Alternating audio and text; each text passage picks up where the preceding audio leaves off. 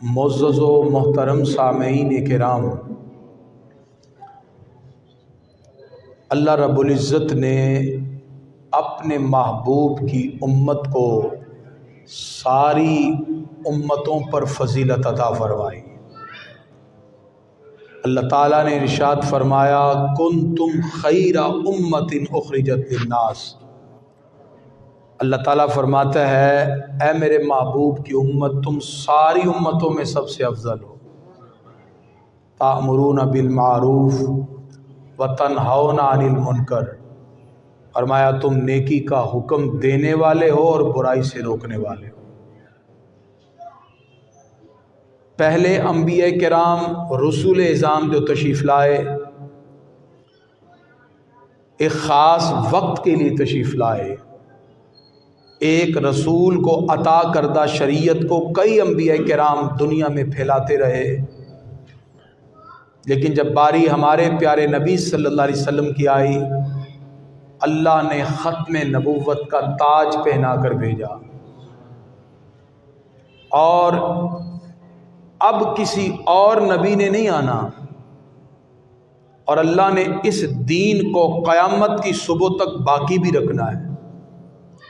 پروردگار نے اس امت میں وہ اولیاء کرام مشائخ اعظام بھیجے جنہوں نے رسول اللہ صلی اللہ علیہ وسلم کے دین کی ایسی خدمت کی کہ آج بھی ہمیں شریعت سے محبت کرنے والے، روحانی اور باطنی فیوز و برکات سے مستفید ہونے والے آج کروڑوں کی تعداد میں آقا علیہ الصلوۃ والسلام کے امتی موجود ہیں۔ تو گرامی قدرات، اگر ہم سابقہ اقوام کا جائزہ لیں، سابقہ ادوار کا جائزہ لیں، تو ہر دور میں کچھ لوگ دین کے مخالف بھی رہے، دین کے خلاف سازشیں کرنے والے بھی رہے، تعلیمات انبیاء کرام کو مٹانے کی بڑے بڑے لوگوں نے کوشش کی۔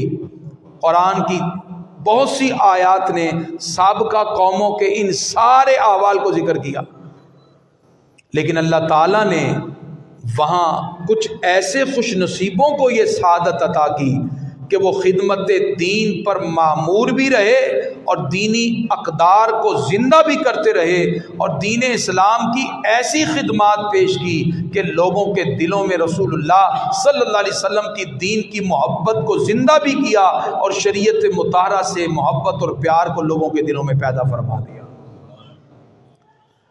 تو دین اسلام کے لیے نمایاں خدمات سر انجام دینے والی اعلی مرتبہ شخصیات میں سے آج ربیع الثانی کی مناسبت سے ہم جس عظیم شخصیت کا ذکر آپ کے سامنے پیش کرنے لگے ہیں، وہ عظیم ہستی جو اس طرح دین کی خدمت کرتے ہیں، ان کا لقب ہی محی الدین پڑ گیا، دین کو زندہ کرنے والا۔ میری مراد غوث سمدانی، قطب ربانی، شہباز لامکانی، پیر پیراں، میر میراں، شہنشاہ بغداد، حضرت غوث الورا، غوث الثقلین، محبوب سبحانی، ابو محمد شیخ عبد القادر جیلانی الحسنی والحسینی شیئا اللہ نور اللہ مرکزہ وقدس سرہ العزیز ہیں، کہ جن کے فیوز و برکات سے آج بھی روحانیت کے دریا بہہ رہے ہیں۔ اولیاء کرام روحانی سوغات کو حاصل کرنے کے لیے آج بھی غوث پاک کی تعلیمات سے مستفید و مستنیر ہو رہے ہیں۔ حضرت سید عبد القادر جیلانی غوث سمدانی، آپ کی دینی خدمات کی وجہ سے آپ کو محی الدین کہا جاتا ہے، دین کو زندہ کرنے والے۔ اعلیٰ حضرت فرماتے ہیں تو ہے وہ غوث کہ ہر غوث ہے شیدا تیرا، فرمایا آپ عام غوث نہیں ہیں، غوثوں کے بھی غوث ہیں۔ تو ہے وہ غوث کہ ہر غوث ہے شیدا تیرا، تو ہے وہ غیث کہ ہر غیث ہے پیاسا تیرا۔ سارے اقطاب جہاں کرتے ہیں کعبے کا طواف، کعبہ کرتا ہے طواف درے والا تیرا۔ جو ولی قبل تھے یا بعد ہوئے یا ہوں گے، سبھی ادب رکھتے ہیں دل میں میرے آقا تیرا۔ اولیاء کرام ان کی عظمت کو ان کا زمانہ معترف ہوتا ہے۔ حضرت غوث پاک وہ عظیم اللہ کے ولی ہیں، ان کے زمانے سے پہلے جو اولیاء گزرے وہ بھی آپ کی عظمتوں کو تسلیم کرتے ہیں، آپ کے دور کے جو ولی تھے وہ بھی آپ کی عظمتوں کو مانتے ہیں۔ قیامت تک جتنے اولیاء ہیں سب کے دل میں حضرت غوث اعظم رضی اللہ تعالیٰ عنہ کی محبت اور عقیدت کے جذبات موجود ہیں۔ اسی لیے شاعر نے کہا ہیں میرے پیر لاسانی محی الدین جیلانی، نبی کی شمع نورانی محی الدین جیلانی، علی کے لاڈلے نور نگاہ حضرت زہرا، رسول اللہ کے جانی محی الدین جیلانی۔ حضرت غوث پاک کا مقام کیا ہے؟ لقب ہے قطب ربانی، شرف محبوب سبحانی، ہے رخ قندیل نورانی محی الدین جیلانی۔ بلاد اللہ ملکی، پوری اللہ کی کائنات کے اوپر آپ کا راج چل رہا ہے، روحانی تصرف آپ کا جاری و ساری ہے۔ بلاد اللہ ملکی، حق تعالی نے آپ کو یہ شرف عطا کیا کہ حضرت غوث پاک آپ فرماتے ہیں میں رب کی پوری روئے زمین کو یوں دیکھتا ہوں جیسے ہاتھ پہ رائی کا دانہ ہوتا ہے۔ یہ اللہ تعالیٰ نے ان کو یہ شان عطا کی۔ شاعر کہتا ہے بلاد اللہ ملکی، حق حکمی سے ہوئی ثابت، جہاں میں ہے تیری سلطانی محی الدین جیلانی محی الدین جیلانی۔ حضرت سیدنا غوث اعظم رضی اللہ تعالیٰ عنہ آپ کی پیدائش 470 ہجری میں ہے اور آپ کا وصال 561 ہجری میں ہے۔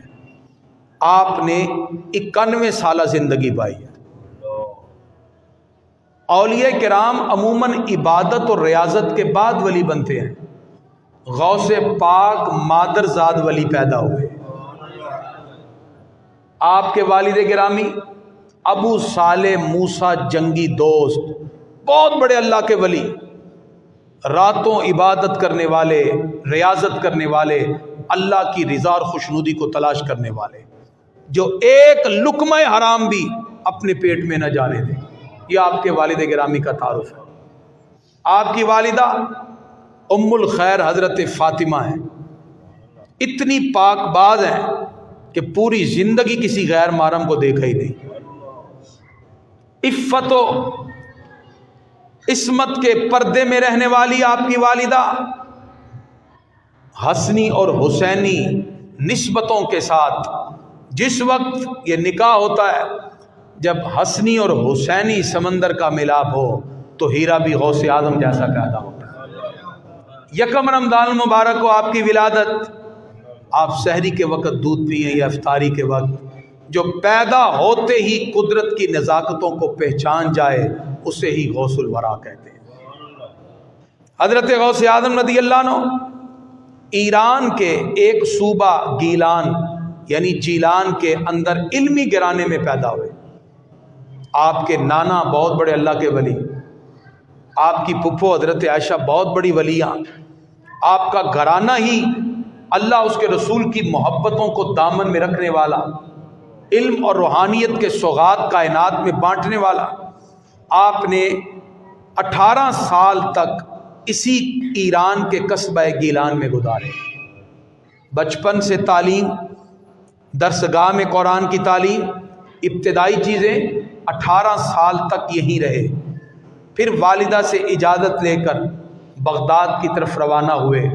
بغداد علم کا اس وقت پورا عروس البلاد ہے، شہرہ ہے ہر طرف، اور ظاہری اور باطنی علوم آپ نے 9 سال میں حاصل کی، جسے آج درس نظامی کہتے ہیں۔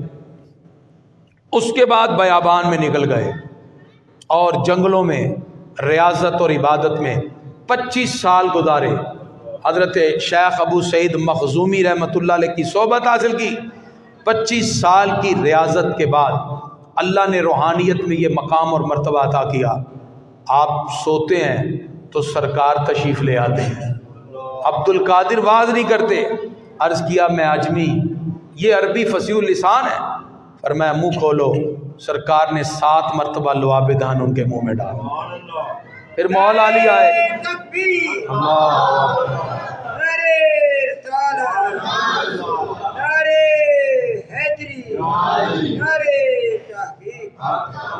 حضرت علی المرتضی شیر خدا کرم اللہ وجہ الکریم خواب میں آئے. انہوں نے بھی یہ سوال کیا عبد القادر واز نہیں کرتے؟ کہا جی میں عجمی، یہ عربی ہے، فصیح اللسان ہے. اور میں منہ کھولو 6 مرتبہ لعاب دہن ڈالا پاس سے ادب رکھتے ہوئے.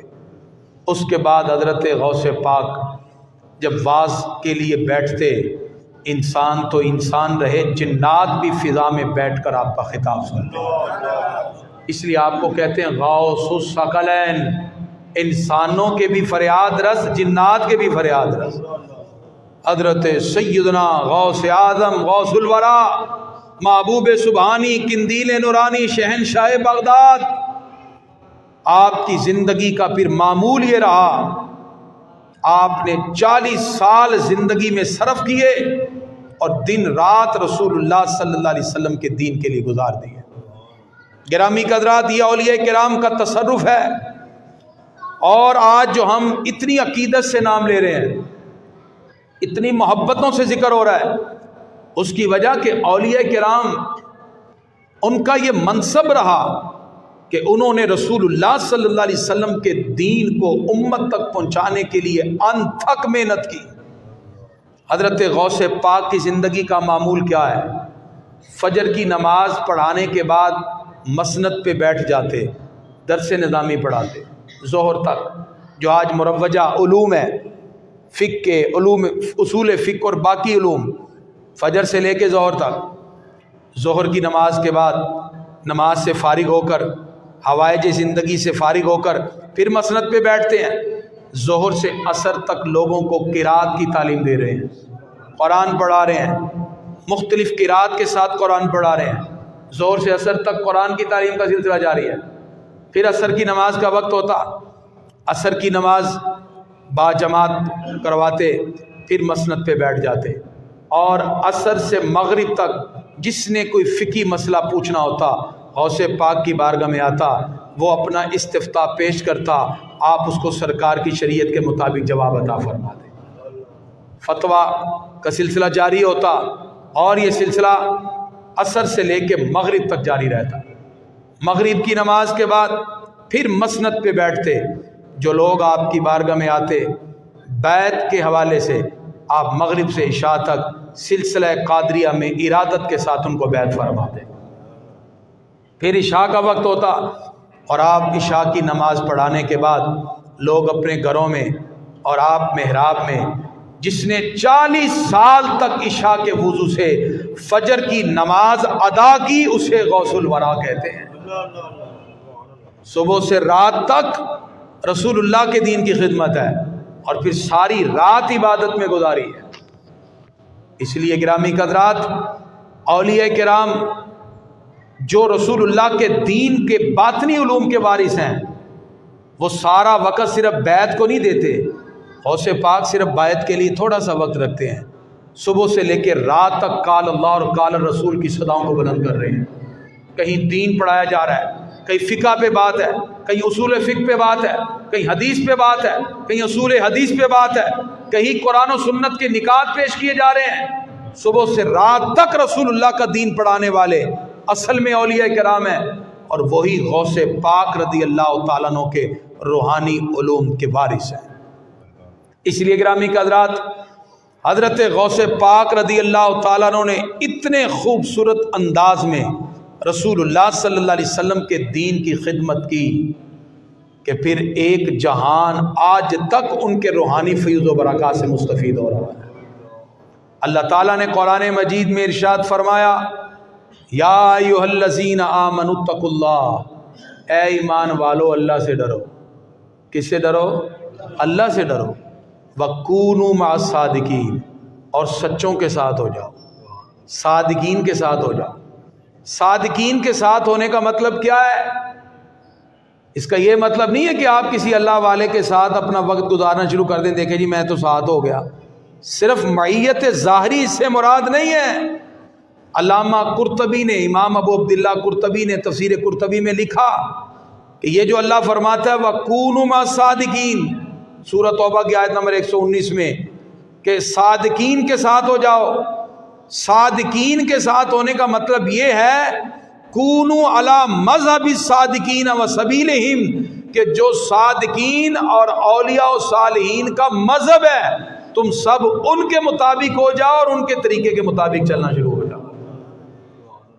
آج مختلف راہیں بنائی جا رہی ہیں، آج ڈیفرنٹ انداز میں لوگ اپنے اپنے تخیلات پیش کرتے ہیں۔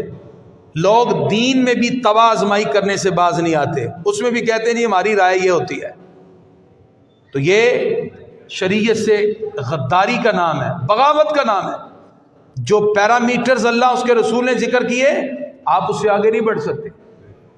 ایک کرنل صاحب ہیں، ان کی مجھے کال آئی اسلام آباد سے، کہتے کریمی صاحب آج کل میں قرآن و سنت پہ ایک سرچ کر رہا ہوں، آپ کی رہنمائی چاہیے۔ میں کہا جی فرمائیے۔ کہتے ہیں سرچ یہ کر رہا ہوں کہ نکاح کے لیے حکم ہے 2 گواہ شرط ہیں۔ جب نکاح ہوتا ہے تو 2 گواہ ہوتے ہیں، ہم کہتے ہیں جی فلاں سے نکاح ہوا، قبول ہے؟ قبول، کہتا ہے جی قبول ہے۔ اس نے کہا میں سرچ یہ کر رہا ہوں کہ جب اس بندھن کو باندھا جاتا ہے نکاح کے لیے تو 2 گواہ شرط ہیں، اور جب طلاق دی جاتی ہے اس کے لیے بھی 2 گواہ شرط ہونے چاہیے۔ بات سمجھے آپ؟ کہ جب جوڑنے کے لیے ہے تو توڑنے کے لیے کیوں نہیں؟ میں نے کہا کرنل صاحب آپ کرنل ہو جائیں، جرنل ہو جائیں، جو اللہ اس کے رسول نے بیان کر دیا اس قانون کو آپ توڑ نہیں سکتے۔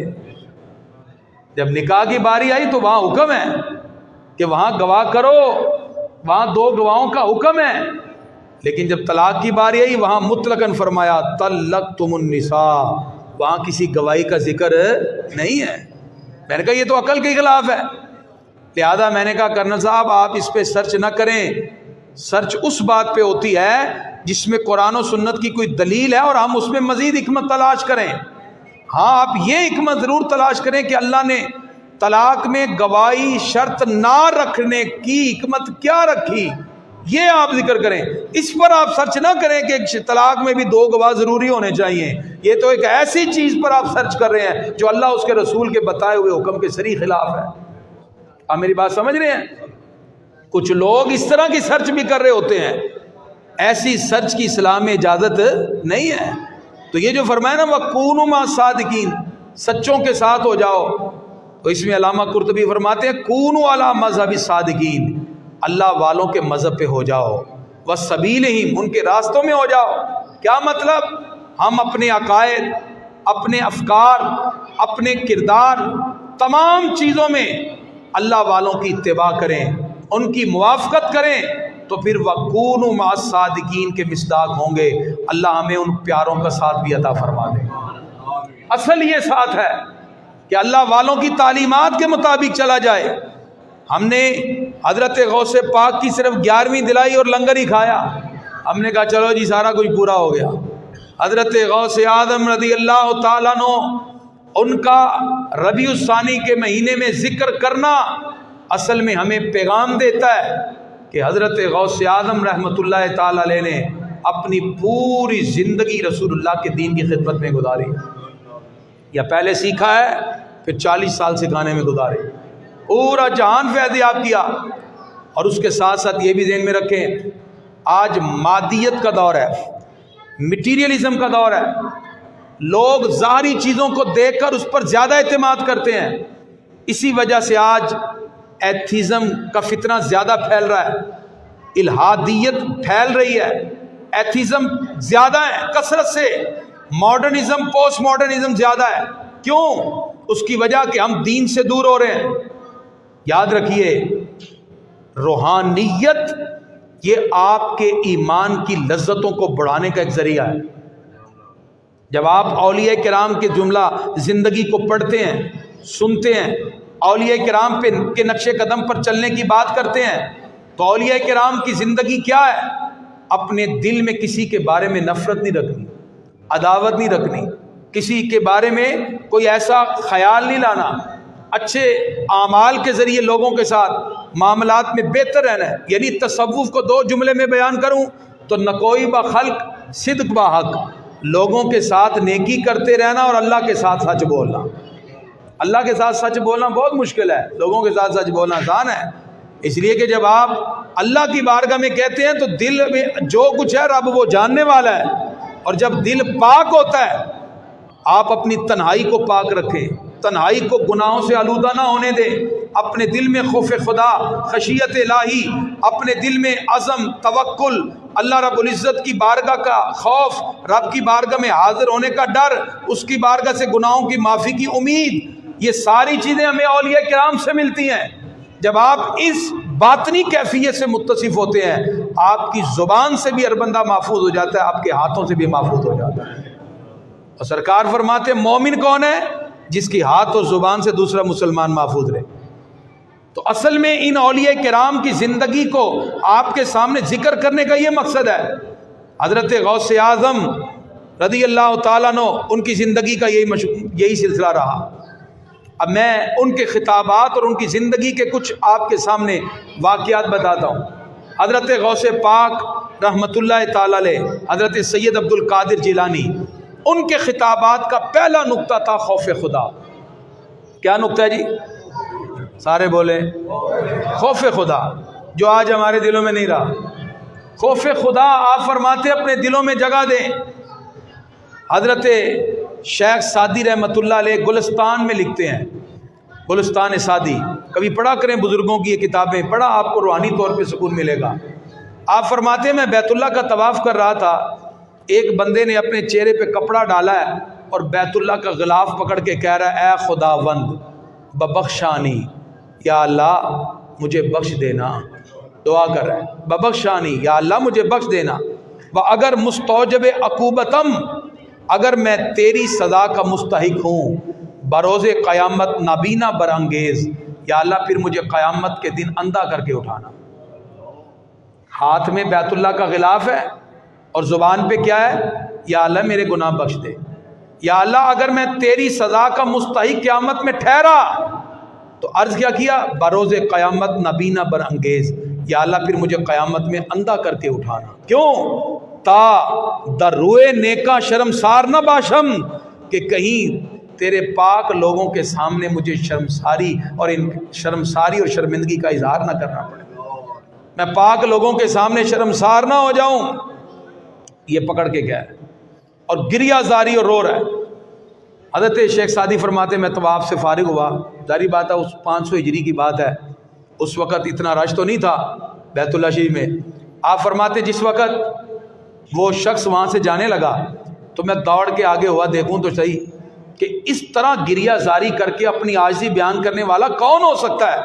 آپ کے دل میں خیال پیدا ہوا یہ الفاظ بھی ایسے نہیں کسی اللہ والے کے ہیں، اور میں جب چہرے سے کپڑا ہٹا تو دیکھ کے حیران رہ گیا، اللہ کی بارگاہ میں بیت اللہ کا غلاف پکڑ کے اس طرح گریہ زاری کرنے والے شہنشاہ بغداد حضرت غوث اعظم رضی اللہ تعالیٰ۔ اللہ تعالیٰ کی معرفت جتنی بڑھتی جاتی ہے بندے میں اتنی عاجزی انکساری بھی آ جاتی ہے، اور ہمارا حال تو جدا ہے۔ ہم تو 4 نمازیں پڑھ کے اپنی بازو ایسے کر کے نکلتے ہیں نماز پڑھ کے آیا، حالانکہ اللہ والوں کا یہ کام ہے، وہ ساری رات عبادت کر کے صبح کہتے ہیں یا اللہ تیری ایک نعمت کا بھی شکر ادا نہیں کر سکے جو تو نے ہمیں سانس جیسی نعمت دی ہے۔ اس لیے جتنا اللہ کی عبادت کی طرف جھکتے جائیں آپ کا سر بھی اتنا ہی عاجزی انکساری میں جھکتا جائے، یا اللہ تیرا کروڑا شکر ہے تو نے اتنے لوگوں میں سے مجھے اپنی بارگاہ میں سر جھکانے کی توفیق دی ہے۔ عاجزی سب سے بڑی، اور عاجزی یہ دیکھیں غوث پاک کے جملے، حضرت غوث اعظم رضی اللہ عنہ بیت اللہ کا غلاف پکڑ کے کیا کہہ رہے ہیں، جتنا انسان بلند ہوتا ہے وہ اتنا ہی اللہ کی بارگاہ میں گریہ زاری کرتا ہے۔ تو اس لیے غوث پاک رحمۃ اللہ تعالی علیہ کے فیوض و برکات کو سننے والوں، آج پہلی چیز آپ نے جو میں نے ان کی تعلیمات میں سے سکھائی وہ کیا ہے جی؟ خوف خدا۔ خوف خدا کے اندر محبتیں شامل ہیں۔ ایک خوف وہ ہوتا ہے جو آپ کو بیماریاں لگا دیتا ہے، اولاد کی فیس بھرنے کا خوف، زندگی کے اگلے معاملات کا خوف، وہ آپ ڈپریشن میں آ جاتے ہیں، بعد شوگر کے پیشنٹ، کوئی بلڈ، یہ وہ والا خوف نہیں ہے، یہ رب کا وہ خوف ہے جس میں امید بھی شامل ہے اور محبت اور شفقت بھی شامل ہے۔ بندہ رب سے ڈر کے کہتا ہے یا اللہ تیرا خوف میرے دل میں جاگزی ہے، لیکن میں امید بھی رکھتا ہوں تیری رحمت سے، یقیناً تیری رحمت میرے گناہوں سے بہت بڑی ہے، تو میرے گناہوں کو معاف فرما دے گا۔ یہ جو خوف اور امید کی درمیانی کیفیت ہے، اسے ہی ایمان کہتے ہیں۔ تو حضرت غوث اعظم رحمۃ اللہ تعالیٰ علیہ، ان کی تعلیمات کا یہ خاص طور پہ نقطہ ہے کہ آپ خوف خدا اپنے دل میں رکھیے۔ نمبر 2، حضرت غوث پاک اپنے خطبات میں دینی علوم کی طرف وابستہ ہونے کی بات کرتے۔ آج دینی علوم سے غفلت برتی جا رہی ہے، ہم دینی علوم کی طرف نہیں آتے، اپنی اولادوں کو نہیں لاتے۔ آج بچہ پیدا ہوتا ہے تو فوراً سکول، کالجز، یونیورسٹیز کے انتخاب کی باتیں ہوتی ہیں۔ عصری علوم کے لیے ہم محنت کرتے ہیں، اولاد کے لیے آراستہ کرنے کی کوشش کرتے ہیں، لیکن دینی علوم سے لاپرواہی کر جاتے ہیں۔ یاد رکھیے، حضرت غوث پاک سب سے پہلے تربیت میں یہی بات رکھتے ہیں، اور یہ واقعہ تو آپ نے سنا ہے کہ تربیت کا اثر سب سے پہلے ماں سے ہوتا ہے۔ جس وقت آپ کی ماں نے بچپن کے اس سفر کے اندر آپ کے کپڑے میں درم سی کر کہا، بیٹا ایک ہی بات کہہ رہی ہوں، جھوٹ نہیں بولنا، تو ڈاکوؤں نے پوچھا کتنے پیسے ہیں؟ آپ نے کہا یہ ہے۔ تو انہوں نے کہا بھی تو بچہ ہے، تیرے پر تو ہمیں شک بھی نہیں تھا۔ فرمایا میری ماں نے کہا کہ بیٹا جھوٹ نہیں بولنا۔ تربیت سب سے پہلے کہاں سے ہے جی؟ گھر سے ہے، اور پھر اس کے بعد یہ ماحول اگر ہم بنائیں گے تو پھر بنے گا نا۔ تربیت کے لیے کوشش کریں اپنے اولادوں کی۔ تو حضرت غوث پاک رحمۃ اللہ تعالی علیہ خاص طور پہ دینی علوم کی بات کرتے اور فرماتے دین کی طرف آؤ۔ اور اس وقت کے دنیاوی علوم کیا تھے؟ لوگ نحو پڑھتے رہتے، علم کلام پڑھتے رہتے۔ اس وقت تو یہ زیادہ دنیاوی علوم تھے۔ نحو میں کیا ہے؟ نحو میں سیغے بناتے جاؤ، جملے بناتے جاؤ، عبارتوں نکالتے جاؤ، ترکیبیں کرتے جاؤ۔ تو آپ اگرچہ یہ علم نحو قرآن و سنت کے سیکھنے کا ذریعہ ہے، لیکن اتنا ہی سیکھیں جس سے ذریعہ کہ ساری زندگی نحو میں گزار دیں۔ لوگ اس وقت علم کلام پڑھتے۔ علم کلام کیا؟ لاجک، عقلی دلائل۔ تو غوث پاک کی بارگاہ میں جو شخص آتا وہ اپنی زبان سے کہتا ہی نہیں تھا، آپ دل کی طرف دیکھ کے بتا دیتے کہ یہ کیا لینے آیا ہوا ہے۔ تو بہت بڑے معروف نحوی تھے ابو محمد بن خوشاب، وہ ہمیشہ نحو ہی پڑھتے رہتے۔ ایک دن آپ کی درسگاہ میں آ گئے، آپ کا خطاب چل رہا تھا، وہ بیٹھ گئے اور بیٹھے بیٹھے کہتے دال یوم منی، آج کا دن تو ضائع ہی ہو گیا کیونکہ نحو کی کوئی بات ہی نہیں آئی۔ آپ نے فوراً دیکھ کے کہا ویلکا تفضل النحو علی مجالس ذکر وتختار ذالک، فرمایا تو نحو کو مجالس ذکر پر فضیلت دے رہا ہے۔ فرمایا اسحبنا، فرمایا تم ہمارے پاس آؤ، وہ ہے نسیرو کا سیب ویسے بھی بڑا امام بنا دیں گے، اس لیے کہ ہم تو نظر سے پلاتے ہیں، وہ لفظوں سے پڑھاتے ہیں۔ نسیرو کا سیب وے، آپ فرماتے میں تمہیں سیب وے بنا دوں گا، یعنی نظر سے پلا دیتے تھے۔ اور اسی طرح حضرت شیخ شہاب الدین عمر سہروردی رحمۃ اللہ علیہ، جو سلسلہ سہروردیہ کے بانی ہیں، وہ علم کلام پڑھتے تھے۔ ایک مرتبہ ان کے ماموں لے کر حضرت غوث پاک کی بارگاہ میں آئے، آپ نے کہا عمر تم کیا پڑھتے ہو؟ علم کلام میں کون سی کتاب حفظ کیا ذرا بتاؤ؟ اور ایک نظر ڈالی، سینے سے سارا علم کلام نکال لیا۔ وہ کہتے ہیں مجھ سے ایک لفظ بھی نہیں بولا جا رہا، اور دوسری نظر ڈال کے پہلے سے زیادہ علم بھی عطا فرما دیا۔ یعنی آپ نے ان کو یہ بتایا کہ صرف ظاہری اور دنیاوی علوم پہ وقت ضائع نہ کرو، بلکہ رسول اللہ کے دین کے لیے بھی وقت نکالو۔ جس کو علامہ اقبال نے کہا تھا خوش تو ہیں ہم بھی جوانوں کی ترقی سے، مگر اقبال کے دور میں بہت سے نوجوان یورپ میں گئے اور بڑی بڑی ریسرچ کر کے آئے، ڈیفرنٹ انداز میں، یہ ایکسپیریمنٹ، تھیوری آف ریلیٹیوٹی، اور کہا جی اسپیڈ آف لائٹ، اور یہ ساری چیزوں پر آپ جتنی بھی ترقی کر لیں روحانیت سے آگے نہیں۔ آج سائنس کہتی ہے تھیوری آف ریلیٹیوٹی میں اسپیڈ آف لائٹ یہ ہے، سورج کی کرنیں 500 سیکنڈ تک زمین تک پہنچ سکتی ہیں، کائنات کی یہ چیزیں ہیں۔ غوث پاک فرماتے ہیں اپنے قصیدے میں نظر تو الا بلاد اللہ جمع، فرمایا میری روحانی نظر کا یہ مقام ہے جو اللہ نے دیا، میں رب کی پوری روئے زمین کو یوں دیکھتا ہوں کا خردلتن حلا حکم اتصالی، جیسے میرے ہاتھ پہ رائی کا دانہ ہوتا ہے۔ کوئی سائنسدان کہے کہ میں نے کائنات کا مشاہدہ کیا، روحانیت کا درجہ اس سے بہت اونچا ہے۔ اس لیے اپنی اولاد کو قرآن کی تعلیم دے، رسول اللہ کے دین کی باتیں سکھائیں۔ علامہ فرماتے ہیں خوش تو ہیں ہم بھی جوانوں کی ترقی سے، مگر لب خنداں سے نکل جاتی ہے فریاد بھی ساتھ۔ اقبال کہتے ہیں میری زبان سے فریاد بھی نکل آتی ہے، لب خنداں سے نکل جاتی ہے فریاد بھی ساتھ۔ ہم سمجھتے تھے کہ لائے گی فراغت تعلیم، ہم سمجھتے تھے کہ لائے گی فراغت تعلیم، کیا خبر تھی کہ چلا آئے گا الہاد بھی ساتھ۔ اقبال کہتے ہیں ہمیں کیا پتا تھا کہ یہ تعلیم کی ڈگریاں لینے کے بعد ملحد ہو جائیں گے اور بیٹھ کے میڈیا پہ اسلام کے خلاف باتیں کریں گے اور کہیں گے یہ پاکستان مسلمانوں نے نہیں بنایا، یہ تو برگر کھانے والوں نے بنایا ہے۔ ان الہاد والوں کو، لبرل کو کیا پتا یہ وہ پاکستان ہے جس کو بنانے کے لیے ایک ہی نعرہ تھا، پاکستان کا مطلب کیا، پاکستان کا مطلب کیا، لا الہ، اس کلمے کی بنیاد پہ بنا ہے۔ تمہیں زیادہ شوق ہے تو جاؤ جا کے انڈیا میں رہو، یہ سیکولر اسٹیٹ نہیں ہے، یہ بنا ہے تو رسول اللہ کے نام پہ بنا ہے۔ اقبال نے اسی لیے کہا ہمیں کیا خبر تھا، ہم سمجھتے تھے کہ لائے گی فراغت تعلیم، کیا خبر تھی کہ چلا آئے گا الہاد بھی ساتھ۔ ملحد ہو گئے ہو 2-4 ڈگریاں لینے کے بعد کہ جی ہم نے فزکس میں پی ایچ ڈی کر لیا، کیمسٹری میں کر لیا ہے، تمہاری فزکس تھیوری آف ریلیٹیوٹی تک ہے، اور یہ وہ اسپرچول پاور ہے کہ غوث پاک فرماتے ہیں میں رب کی پوری روح زمین کو اپنے ہاتھ پہ دیکھ رہا ہوں، ایک ہاتھ کے اوپر دیکھ رہا ہوں پوری روح زمین کو، کا خرد لطین علی حکم اتصالی۔ تو یہ اللہ رب العزت نے روحانیت کا درجہ عطا فرمایا۔ اس لیے گرامی قدرات، غوث پاک کی تعلیمات کا دوسرا نقطہ کیا واضح ہوا کہ سارا وقت اپنی اولاد کو دنیاوی تعلیم میں نہ برباد کرواؤ، خدا را ان کو اپنی زندگی کے اندر تعلیم، کچھ آداب زندگی، کچھ نماز کے مسائل، کچھ دنیا کی باتیں، ضرور دنیاوی باتوں کے ساتھ ساتھ کچھ دین کی باتیں بھی سکھا کے جائیں، تاکہ جب آپ کا جنازہ پڑا ہو تو بچہ اپنی زبان سے یہ تو کہہ سکے یا اللہ میرے ابو کو بخش دے،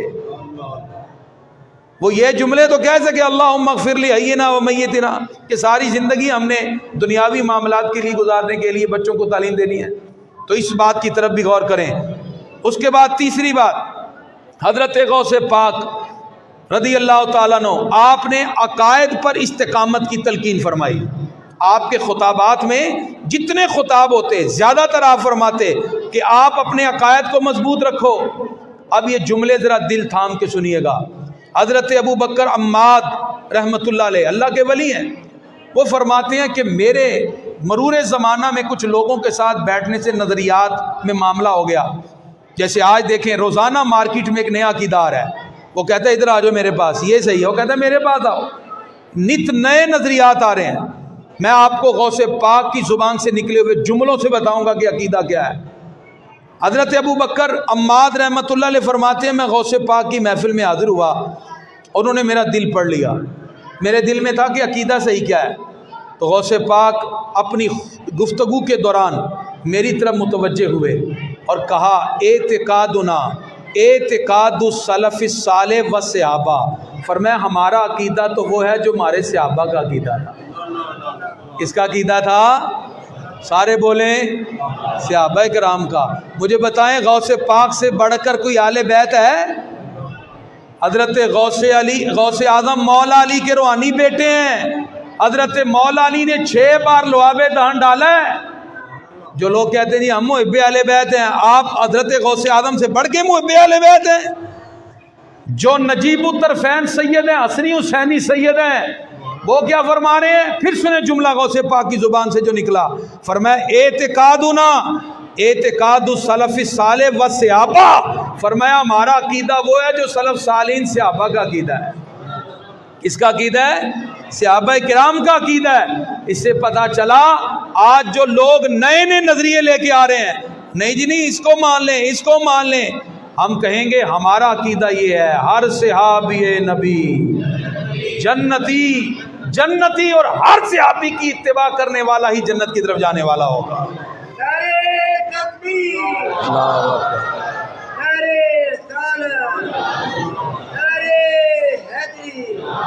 حضرت ابو بکر عماد کہتے ہیں کہ میرے ذہن میں آیا کہ شاید یہ غوث پاک نے ویسے ہی کہا ہو۔ کہتے دوسری بار پھر غوث پاک نے میری طرف دیکھا اور دیکھ کے پھر ایسے کہا اعتقادنا اعتقاد السلف الصالح والصحابہ، فرمایا ہمارا عقیدہ وہ ہے جو سلف صالحین اور صحابہ کا ہے۔ فرمایا میں نے کہا شاید پھر کہہ دیا ہوگا ویسے ہی۔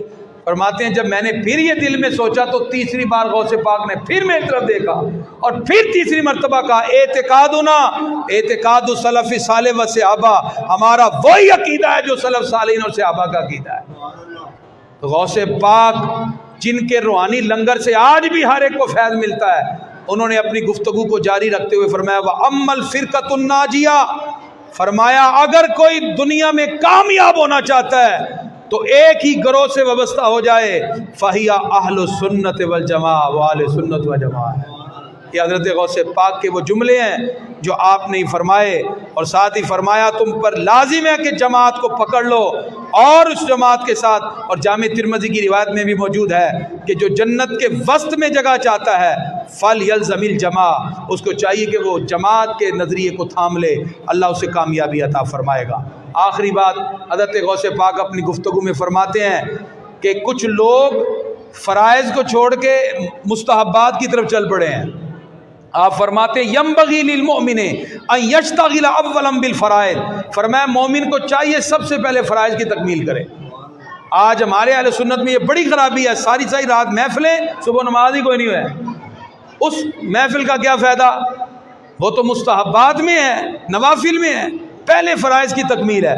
تو غوث پاک فرماتے ہیں ینبغی للمؤمن، ان اولیاء کرام کے نقش قدم کی طرف بڑھنے والا ہے۔ دعا ہے اللہ تعالی ہم سب کو ان اولیاء کرام